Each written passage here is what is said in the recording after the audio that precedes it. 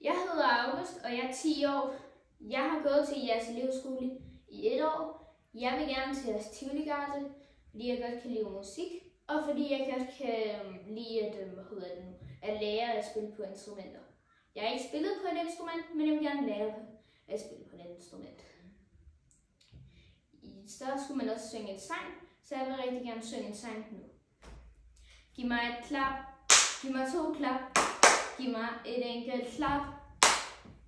Tramp i gulvet med et ordentligt brag. Prøv at knips i luften, ja, knips i luften, ja. Drej en omgang rundt og sig goddag. Tak for nu, og mange tak for at I har lyttet.